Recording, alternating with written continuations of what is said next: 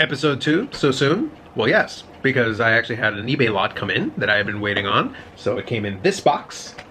And it came with it a collection of different Carlos Delgado cards. Now, the reason why that's important is because in episode 1 of this little mini-series that I'm putting together, of however many episodes I decide is warrants, probably not that many more, but at least 2. But the first episode, which I'll put a little in the eye if you want it, is basically episode 1, short version. It just explains why I like player collecting over, say, set collecting and other different things you can do. And by the way, you can do all of the above. There's no rule for that.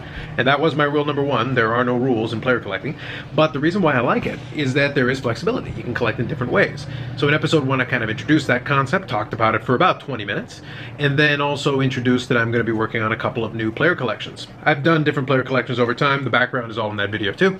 But the ones that I'm going to be focusing my attention on are going to be 2. So first I've got a modern player for the Blue Jays, and that's going to be Vladimir Guerrero Jr. And a older player, I guess, if you want to call it that. So representing the Blue Jays teams that I grew up watching mainly. So it's going to be Carlos Delgado. And the reason for that, really, again, short version, is just that with those 2 players, I can take 2 completely different approaches, so I thought it was kind of good. It was kind of a good way to illustrate a little bit the different ways that you can take what is the same concept, same player collection, but it's just do it in 2 different ways. So for Vladimir Guerrero Jr., it's actually really simple. The strategy is really pick up the cards that interest me. I'm going to be a lot more selective. I'm not going to worry about quantity, so I'm not going to be trying to pick up a bunch of the base cards. For 2019, I'm going to make an exception to that a little bit just because this is his rookie year. So a lot of his base cards are his rookie cards, so I am going to try to pick those up where I can. But then beyond that is, if an insert interests me, I'll pick it up. If I can get some of the autograph cards, I'll pick them up. And some of the parallels are kind of fun because there's a lot of prism parallels. You know, there's the Topps chrome refractors and the different types of refractors there are. Again, it's going to really depend, but I'm going to kind of pick and choose. And it's going to be really a matter of what I can find, get my hands on, and also what interests me.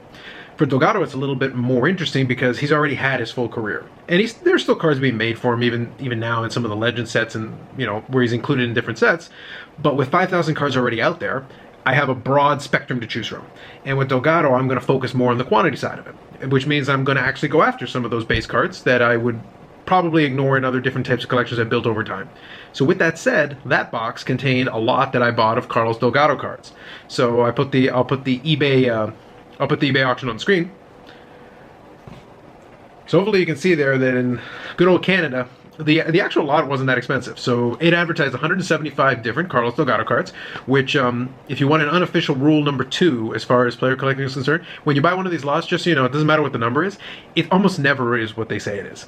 Mostly because apparently sellers don't know how to count. And also they don't know what the word different means. But I'll talk more about that in a second. But the point is that I'm assuming that. I've bought enough of those things over time. The reason why you would buy one of those, though, for me, so for the Carlos Delgado collection, this makes a lot more sense. For Vladimir Guerrero Jr. collection, with what I'm actually just said that I'm trying to do, it wouldn't make any sense at all.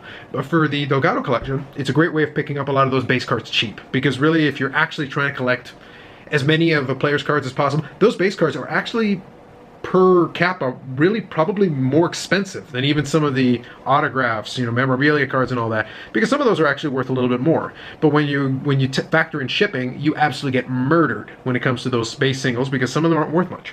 So even if you take into account there's going to be some duplicates most likely in that collection, and I'll turn the camera around in a minute and I'll show you what I actually got in that package. But even if you factor that in, the cost per card is actually not so bad. And I'll talk about exactly what that ended up costing me more or less at the end of it. But like I said, there were definitely some duplicates in it, so I'll actually show you. The duplicates pile ended up being this big, which actually was better than I thought it would be. It wasn't so bad. One thing though that did strike me, and I don't know why it ended up out. Duplicates I expected, but I ended up getting triples twice. So for some reason, 1999 Topps was particularly popular in that box, and they were all over the place. They were completely random. And then 1994 Upper Deck, the Star Rookies card, came with 3 of these. And then a bunch of these other ones were just duplicates. So you got your, you know, Topps cards, you know, that's Topps opening day. And you're going to get a lot of stuff like Topps opening day, various generic, you know, base cards, an extra Topps 2000.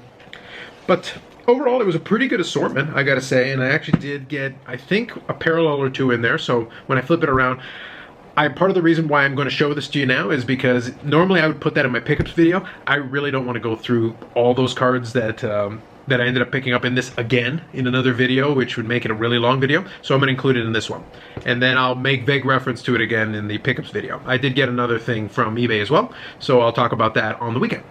For now, I'm going to flip this around, and then we're going to take a look at which cards I ended up getting in that box, and basically what kind of was this a worthwhile deal for what I was trying to do for the collection.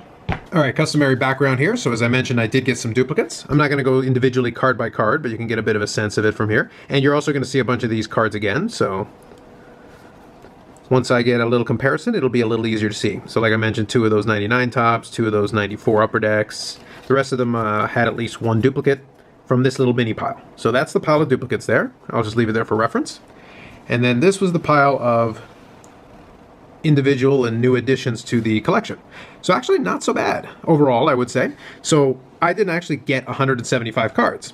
Like I said, eBay sellers really generally aren't very good at counting. It was actually closer to 190 cards, which turned out to work out in favor because it was 156 unique cards that I didn't already have in my nascent collection. I only had about 60 cards to begin with, or I think 59. So adding another 156 brings me up to 215 unique Carlos Delgado cards, which is actually really great. It's a good, it's kind of a good start, I would say. So here we go. Let's take a look at it. By the way, my OCD was enough that I sorted it by team and certain cards that I thought were interesting, but not enough to put it by year and then by brand. Although I did load it into Beckett just so that I could track it that way and make sure that I wasn't getting duplicates. I don't know what I'm going to do. Probably in another episode, I'll talk about how I store the cards and how I'm going to sort them and do all that, but that'll be another conversation for another day. For now, I'm just going to flip through a bunch of these. So Bowman Best, I actually have a couple of the parallels for this, so that's actually sweet. I love the Topps Finest, so a couple of these are some early Delgados. So you've got a 92 Classic Best. Like I said, I'm not going to go card by card, but you'll be able to get a sense of it. So these are some of the early and mid-90s Delgado cards. So that's one of the 3 copies. This is actually one that surprised me. This is an action-packed, I think from 95.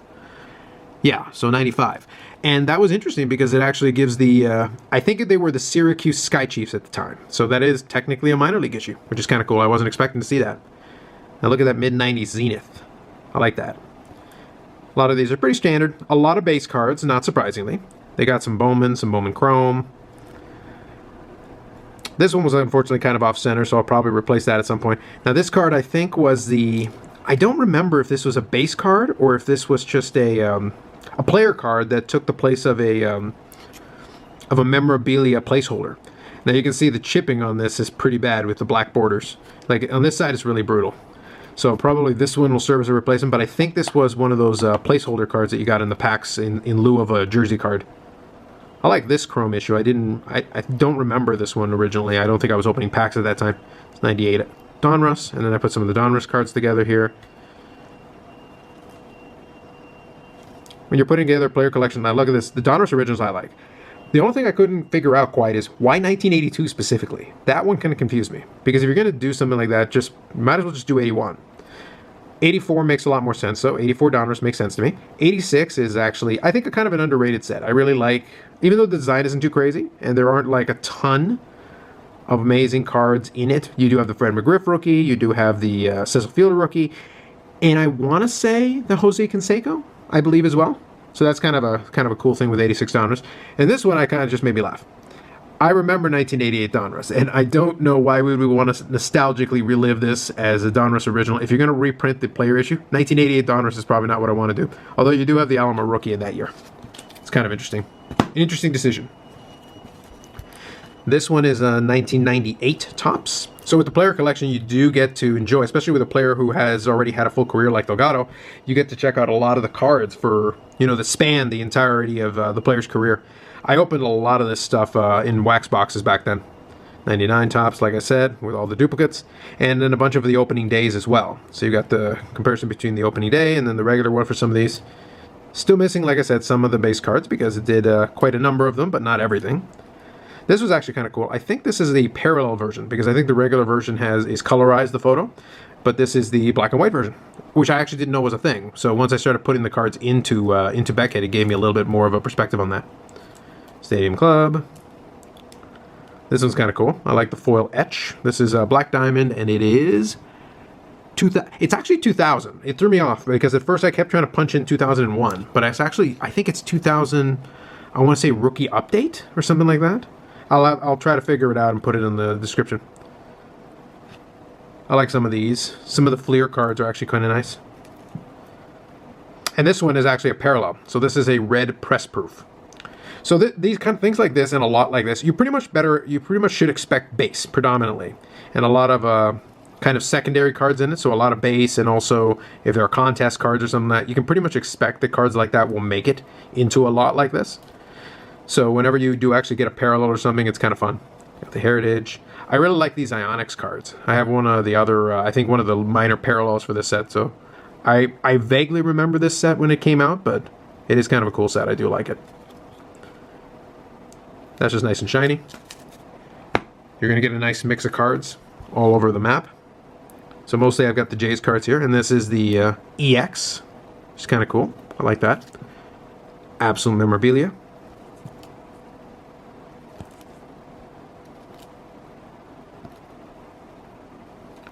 You do also get, so this one here is actually a team checklist. So Topps Total, if you remember that set.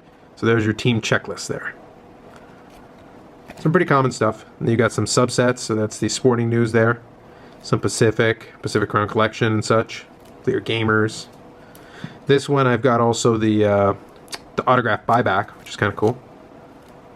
And I think this is the Crackerjack Mini. So I think I may have the regular size version coming in another little mini lot. So now that I've done this and bought this collection, I'm not going to buy another group like this. But at this stage, my thought process, so I'm going to flip through these as I talk. My thought process on buying one of these at this stage is that even though I had about 50 or 60 cards, 175 or thereabouts, more like 190 with duplicates, is enough cards where there was a good chance that I was going to pick up a bunch that I didn't already have. So at this stage, and I like this one, Upper Deck Encore.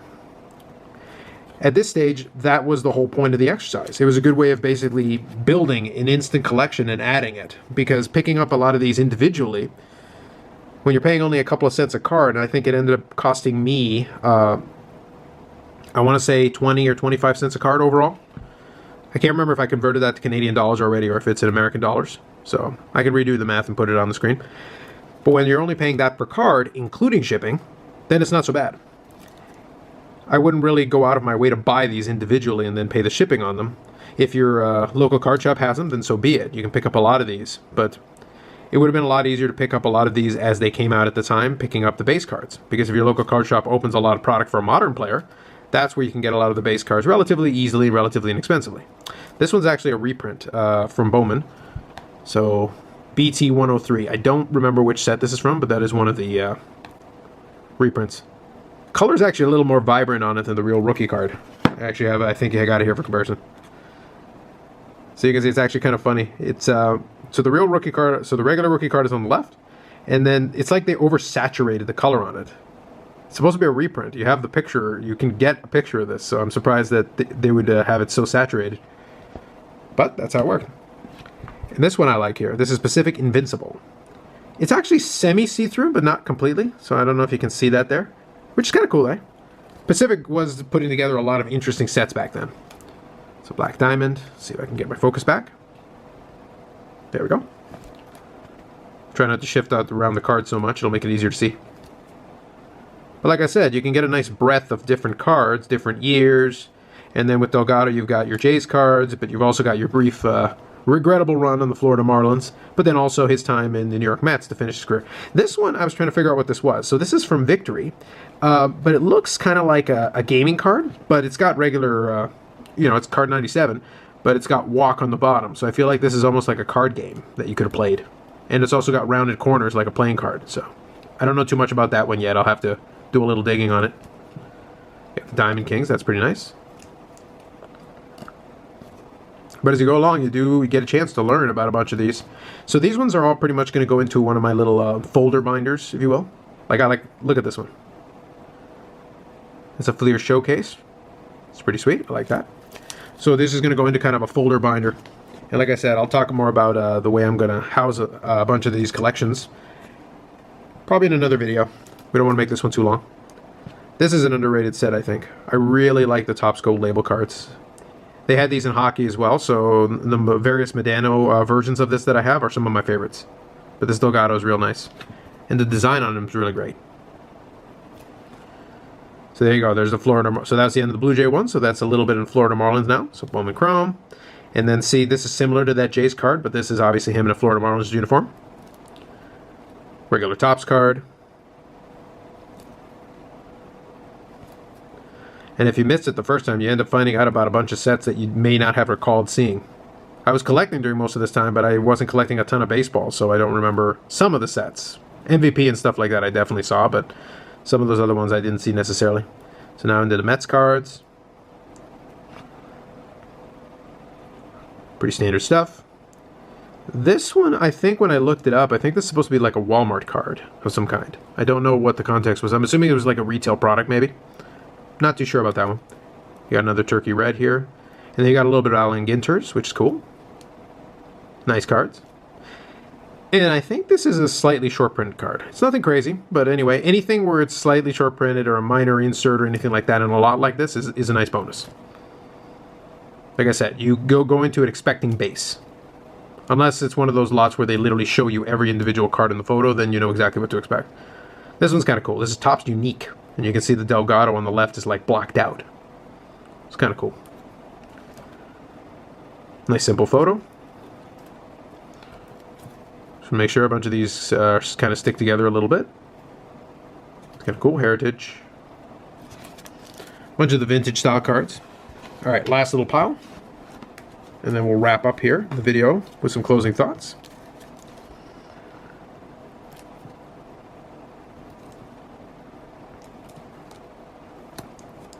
RBI Kings.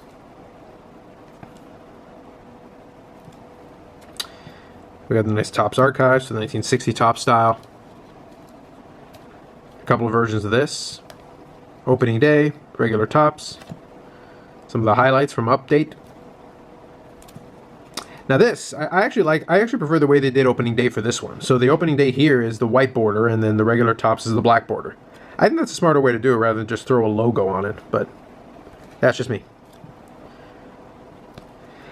I think this was actually his last regular issue Topps card before he retired because it has his full career statistics on it. So 473 home runs, and he basically had, I believe it was a hip condition that resulted in him not being able to play after that last season.